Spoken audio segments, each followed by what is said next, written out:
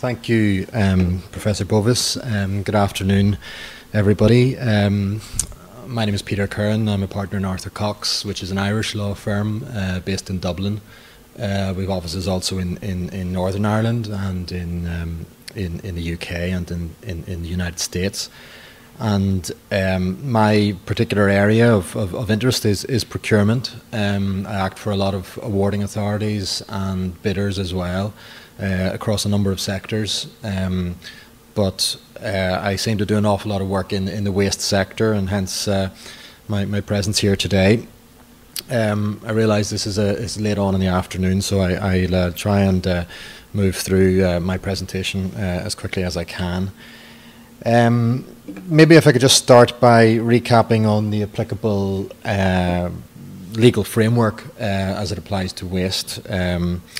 The procurement by public authorities of contracts relating to waste collection, treatment and disposal is all within the scope of the Public Sector Directive 2004-18. Obviously there are a range of contracts that are generally procured, waste infrastructure contracts, waste services contracts, waste and contracts for the supply of waste equipment. Usually the procurements that I come across are generally waste services contracts or contracts for waste infrastructure, which involve a dominant services element, and for the purposes of classification they are regarded as services contracts. These contracts are generally Part A services contracts. They're classified under Service Category 16, which covers sewage and refuse disposal services, sanitation and similar services. In Ireland and in the United Kingdom as well, I think waste services are generally fall to local and regional public authorities, who typically procure a wide range of services. So these range from waste collection, street cleansing, haulage, recycling, residual waste treatment, landfill. There's a whole range of services that waste authorities generally have to procure. And in my experience of advising public authorities, all the usual procurement issues apply. So, and all the usual procurement difficulties apply. So, you know, there are the usual complaints and difficulties in relation to the scoping of projects, ambiguity of tender documents, disclosure of criteria, evaluation, abnormally low tenders. All of these issues, you know, they're common to all sectors, and it's no surprise that they arise frequently in the waste sector as well. However, I think what marks the waste sector out for me is the amount of litigation, the amount of complaints that this sector seems to give rise to. In my experience, you know, advising in Northern Ireland and in the Republic of Ireland, there's no other sector that generates as much litigation or complaints than the waste sector. I don't have any statistics for that, but you know, I advise across a lot of sectors, and waste leads the way when it comes to procurement challenges and procurement difficulties. And there's something of a litigation culture, I think, in the waste sector, and as a result the awarding authorities seem to have a heightened awareness of their obligations and the possibility of legal challenge. One might ask why this is the case. Why is the waste sector so difficult for awarding authorities to procure in? And when I thought about this, I reflected that there are probably a number of particular characteristics which differentiate the waste sector from other sectors.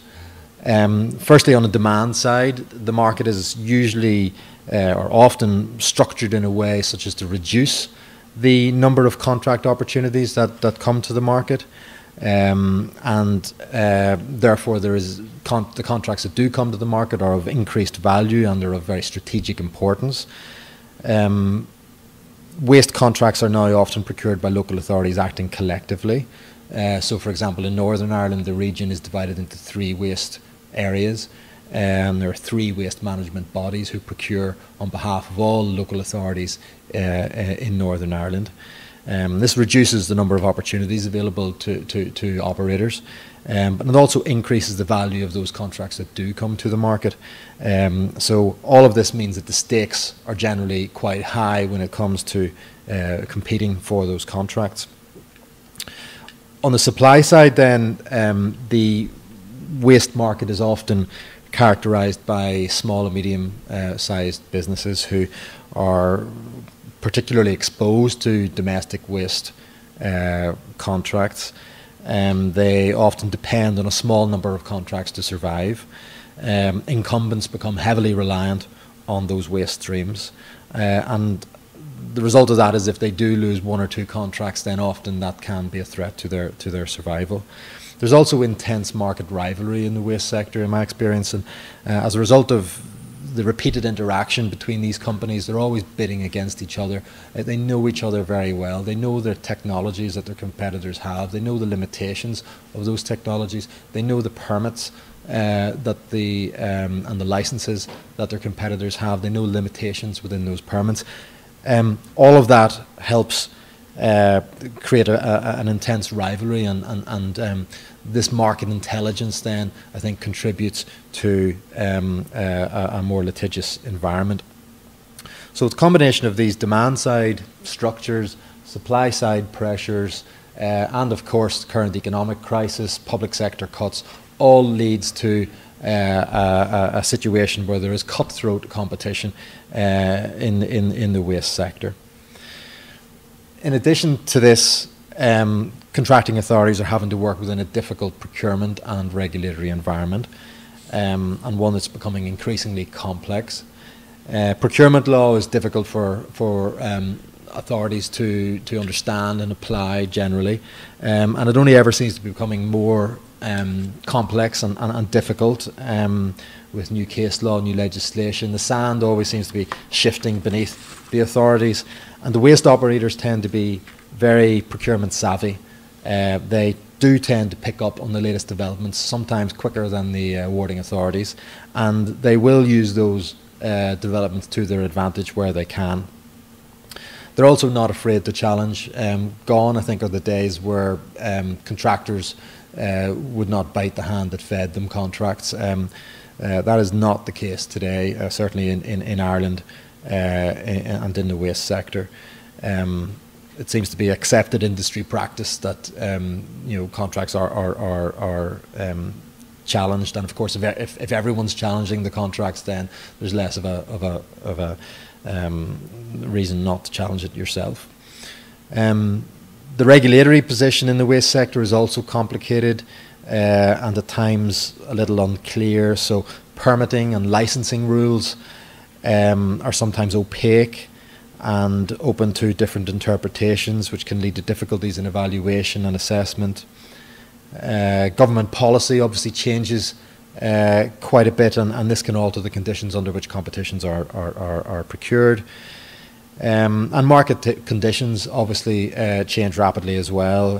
Waste flows change, technologies change, and all of this can make life difficult for the contracting authority. So all of these, I think, seem to combine to create the perfect conditions for procurement litigation to flourish. What can waste authorities do to help themselves in this environment? Well, obviously, they can never completely rule out the risk of challenge. However, they can eliminate some risks, and they can reduce or mitigate other risks by being procurement smart. And by that I mean that they establish knowledgeable and competent and well-resourced teams who can keep up with developments in the law, who are alive to market developments, and who regularly engage with the market to understand where they're at and what they're interested in, and who can also keep an eye on the changing regulatory and policy position. Obviously, it's important to have good, robust documentation and specifications, and have a sensible risk share in the contracts. It's really important that the authorities have good input data and that they use that well in their procurements. So information about waste flows, volumes, composition, site information, all of that is important to get right. And the more certainty there is about such data, the less risk of challenge there will be.